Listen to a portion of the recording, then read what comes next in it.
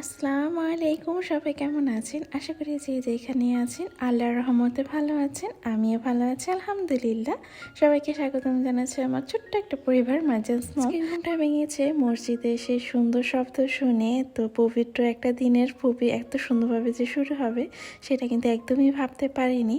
তো সকালবেলা নামাজ পড়ে তারপরে কিন্তু আমি একদম রান্নাঘরে ঢুকে গিয়েছি। আমি আজকে বুটের হালুয়া বানাবো, যদিও মার্জিনা বাবা এগুলো একদম পছন্দ করে না, তারপরে কেন জানি বানাতে ইচ্ছা করছিল। গতকাল বানাতাম, কিন্তু হয়েছে ইফতারি করার পরে এত বেশি খারাপ লাগছিল আর মাথা ব্যথা করছিল, একদম ঘুমিয়ে গিয়েছিলাম, তো আর বানানো হয়নি। তো ভাবলাম আজকে সকাল সকাল একদম বুটের ডাল ভিজিয়ে রেখে তারপর কাজ করি, এতে করে বুটের ডাল ভিজে যাবে, তো বানিয়ে ফেলবো। তো একদম মনে ছিল না রাত্রে ভিজানোর কথা। অন্যদিকে কিন্তু আমি আমার ফুলগুলো ভিজিয়ে রেখেছি। রমজানে কিন্তু চলে আসছে, একদম টুকিটাকি কোনটা ছেড়েছে কোনটা করব বুঝিয়ে উঠতে পারছি না। তো ভাবলাম একটা একটা করে শুরু করি, টুকটুক করে কিন্তু হয়ে যাবে ইনশাআল্লাহ। তো আমি কিন্তু নর্মাল পানির মধ্যে একটুখানি পাউডার মিক্সড করে তারপরে হচ্ছে এই ফুলগুলো ভিজিয়ে রেখেছি। আর কিছু না, বেশ কিছুক্ষণ ভিজানোর পরে এরকম কিন্তু কয়েকবার পানি চেঞ্জ করে ভাবে ধুয়ে ফেললে কিন্তু একদম পরিষ্কার হয়ে যাবে। যদিও মার্জানা বাবা বলছে যে এখানে আর কোনো আর্টিফিশিয়াল ফুল আমার ঘরে রাখবে না, সব হচ্ছে ন্যাচারাল থাকবে। তারপরে এই বেশ কিছু ফুল আছে, আর ফুলগুলো আমার কাছে বেশ ভালোই লাগে, তাই এগুলো আর ফেলতে ইচ্ছা করছে না। কিন্তু নতুন করে কিন্তু কোনো গাছও কেনা হচ্ছে না। তো অন্যদিকে বুটের ডাল কিন্তু অলমোস্ট ভিজা হয়ে গিয়েছে, সেটা সিদ্ধ করতে বসিয়ে দিয়েছি। অন্যদিকে আমি গাজরের হালুয়া বানাবো, আর আজকের গাজরের হালুয়াটা একদম শিমুলাপুর মতো বানাবো।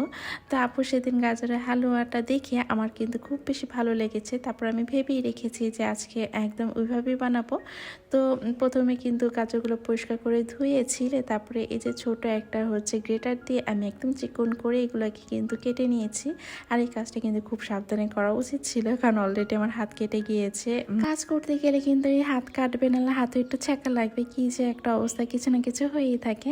আর আমি খুব অল্প পরিমাণে কিন্তু বুটের হালুয়াটা আর হচ্ছে গাজরের হালুয়াটা করব। মার্জানা বাবা যেহেতু ডায়াবেটিস, সে কিন্তু মিষ্টি একদমই খায় না। আমার শখের জন্য কিন্তু এই জিনিসগুলো করা। যখনও আমি এই বুটের হালুয়াটা বসাচ্ছিলাম, সে কিন্তু প্রচুর রাগারাগি করছিল, মানে একটু রাগ করছিল যে রোজা রেখে কী দরকার এগুলো করার, এগুলোর কোনো তো নিয়ম নেই, তারপরে করছো। তারপরে ছোটোবেলা থেকে মাকে দেখে এসেছে, যদিও আমি সেভাবে কখনো কিন্তু এই হালুয়া বানাই না। আজকে কিন্তু একদম মানে গাজরের হালুয়া আগেও আমি অনেকবার বানিয়েছি, কিন্তু বুটের হালুয়াটা কখনোই বানানো হয়নি। তো বানাচ্ছিলাম আর ভয়ও পাচ্ছিলাম হবে নাকি ঠিক মতো। তারপরে একদম মাকে ফোন দিয়েছি, তো আমার মা আমাকে যেভাবে শিখিয়েছে ঠিক সেভাবে কিন্তু আমি বানিয়ে নিয়েছি। যদিও এখন আমি ভয়েস দিচ্ছি, এটা টেস্ট করিনি, বানানোর পর মার্জানা বাবা টেস্ট করেছে, তো সে বলল অনেক নাকি মজা হয়েছে। আর এই ভিডিওটা কিন্তু আজকের, আমি জানি না এই ভিডিওটা কত সময় লাগবে আপলোড হতে, কিন্তু চেষ্টা করবো আজকে এটা আপলোড করে দিতে। তো আজকে সকাল থেকে দুপুর পর্যন্ত আমি কি কি করেছি সেটা নিয়ে কিন্তু ছিল। এর মধ্যে কিছুটা গোটা মশলা দিয়ে আগে থেকে ব্লেন্ড করা এই যে এই বুটের ডালগুলো কিন্তু আমি ভালো করে প্রথমে ভেজে নিয়েছি। মা বলেছে প্রথমে ভালো করে ভেজে নিতে হবে, তারপরে চিনি অ্যাড করতে, এতে করে কিন্তু বুটের যে একটা গন্ধ থাকে সেটা থাকবে না, সুন্দর একটা ফ্লেভার আসবে ঘিয়ের। তো অন্যদিকে ভাবলাম যে কাজ করতে করতে অনেক সময় লেগে যাবে, মার্জানা বাবার পাঞ্জাবিগুলো একটু বের করে দিয়ে আসি। তো বের করে দিয়ে আসলাম। তো এক চুলে হচ্ছে বুটের হালুয়া, আরেক চুলে হচ্ছে গাজরের হালুয়াটা বসিয়ে দিয়েছি। একদম শিমুলাপুর মতো কিন্তু একদম বানিয়ে নিব আমি। তো সেটাই করছিলাম। আর মাজান কিন্তু মাঝখানে এসে এসে দেখছিল আর বলছিল, মা আজকে কেন এগুলো করছো? তো আমি ছোটোবেলায় সবসময় দেখে এসেছি আমার মা কিন্তু অনেক রকমের হালুয়া বানাতো, আর চালের রুটি, গরুর গোস্ত, অনেক কিছু রান্না করতো। আর আমার মনে হতো কি সবটা একরকম ছিল, আমাদের ঈদের মতো কাটতো, কারণ অনেক গেস্ট আসতো, সবাই একসাথে আমরা নামাজ পড়তাম, আমরা সব ভাই বোন মিলে, মানে ভাই ছেলেরা তো বাইরে পড়তো, মানে আমরা সব বোনরা কিন্তু একসাথে নামাজ পড়তাম। তো সেই সময়গুলোকে খুব বেশি মিস করি। সে সময়টা তো আমি আমার মেয়েকে দিতে পারবো না, কিন্তু আমার ছোটোবেলাটা কীভাবে কেটেছে সেগুলোর কিছু কিছু ছোট ছোট জিনিস কিন্তু আমার মেয়েটাকে আমি জানাতে পারি। মানে এই যে হালুয়াটা বানাচ্ছিলাম আর আমার মেয়েকে বলছে না আমি ছোটোবেলায় সব রাতে কী কী করতাম, আমার ওর নানি কী করতো সব কিছু কিন্তু খুব মনোযোগ দিয়ে শুনছিল। আরেকটা জিনিস করতাম, সব রাতে আমরা কিন্তু সবসময় সাদা রঙের একটা ড্রেস পরতাম, নতুন ড্রেস পরে তারপরে নামাজ পড়তাম। মানে ওই যে বললাম একদম ঈদের মতো ছিল। এখনও কিন্তু সেই স্মৃতিগুলো খুব বেশি মনে পড়ে।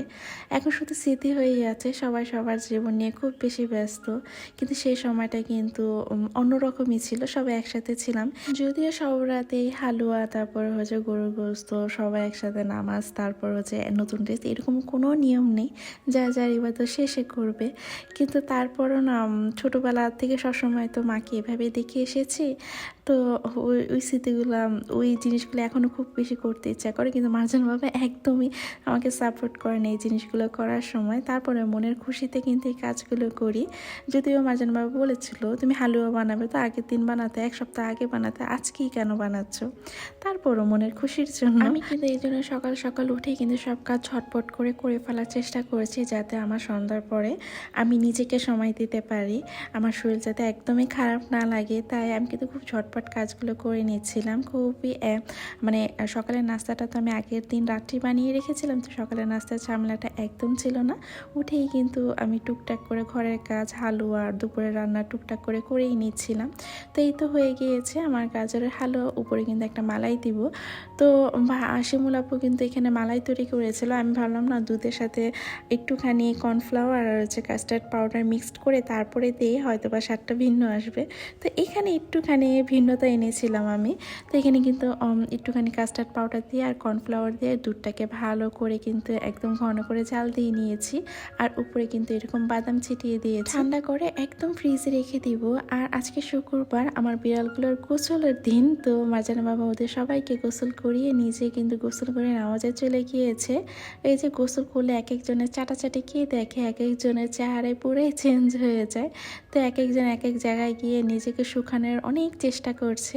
তো এই রুমে কিন্তু সবাই বসে বসে নিজেকে শুকাচ্ছে। তো আমি আমার কালনিকে খুঁজছিলাম, তারপরে এসে দেখলাম কালনি কিন্তু আমাদের বেডরুমে বসে বসে নিজেকে পরিষ্কার করে, মানে চেটে পরিষ্কার করে ক্লিন করে নেওয়ার চেষ্টা করছে একদম। তো এখন আমি একদম সাদা করে গরু গোশত রান্না করব। এটার জন্য কিন্তু আমি ওইভাবে রেসিপিটা শেয়ার করছি না, অন্য কোনো দিন আপনাদের সাথে আমি ডিটেলসভাবে শেয়ার করব। এই রেসিপিটা আমাকে মার্জানা বাবা শিখিয়েছিল, টক দই দিয়ে গরু গোশত রান্নাটা খেতে কিন্তু বেশ ভালো লাগে। সে কিন্তু আমাকে গরু গোশতর ক্ষেত্রে অনেকভাবে রান্না শিখিয়েছে, যদিও মাস্টার্স না, আমি কিন্তু একদম রান্না পারতাম না। সে কিন্তু আমাকে খুব সাহায্য করতো, আগে কিভাবে রান্না করতে হবে এগুলো টুকটাক সে আমাকে অনেক কিছু শিখিয়েছে। তো আমি কিন্তু একদম ঝটপট সব কাজগুলো করে নিচ্ছি। আমি কিন্তু রান্নাঘরটা একদম ক্লিন করে ঘরটা গুছিয়ে তারপরে এই গোস্তটা বসিয়েছিলাম। আর যখন হালুয়াগুলো একদম ঠান্ডা হয়েছিল তখন ফ্রিজে আরও ঠান্ডা হওয়ার জন্য রেখেছিলাম। তো এখন বের করে কেটে নিয়েছি। আমার মা একটা কাজ করতো, সবাইকে ঘরে ঘরে হালুয়া দেওয়ার চেষ্টা করতো, আর আমি তো আজকে একদম অল্প সানি বানিয়েছি। তো ভেবেছি না, এখান থেকে আমি একজন দুইজন প্রতিবেশীকে তারপরে দিব। তো ওইভাবে কিন্তু কেটে নিচ্ছি ছোটো ছোটো করে। অন্যদিকে আমার রান্না বান্না হয়ে গিয়েছে। তো আমি তাকে খাবার টাবার দিয়ে আমি কিন্তু একদম গোসল করতে চলে যাব। মানে সব কিছু কাজ শেষ করে আমি রিল্যাক্সে সব কিছু করতে চাচ্ছিলাম। আর এই ভিডিওটারও এডিট তারপর ভয়েস দেওয়া বাকি আছে। তো আমি সব কিছু খুব সময় মতো ম্যানেজ করার খুব চেষ্টা করছি। জানি না রান্নাগুলো কেমন হয়েছে, কারণ হচ্ছে আমি তো টেস্ট করার সুযোগই পাইনি। সন্ধ্যার পরে টেস্ট করে বলতে পারবো। বিশেষ করে হালুয়াটা, বুটের হালুয়াটা, কারণ এটা আমি ফার্স্ট টাইম বানিয়েছি। আমি কিন্তু খুব বেশি এক্সাইটেড টেস্ট করার জন্য। রমজান কিন্তু চলেই আসছে, আর রমজান আসার এই সময়গুলো এত বেশি ভালো লাগে, কেমন যেন একটা খুশি খুশি লাগে যে রমজান আসছে। কালকেও আমার বোনের সাথে ফোনে কথা বলছিলাম, তখন বলছিলাম যে ভিতরে কেমন যেন একটা আনন্দ ফিল হচ্ছে। রমজান আছে, রমজান উপলক্ষে কত কিছু না করছি, গুছিয়ে রাখছি। আল্লাহর রহমতে যদি আল্লাহ বাঁচিয়ে রাখে আরেকটা রমজান দেখা পাবো। অল্প একটুখানি আমাদের জন্য রেখে, তো আমাদের যে 3টা প্রতিবেশী আছে তাদের কিন্তু আমি একদম হালুয়াগুলো কেটে কেটে দিয়ে যাচ্ছি।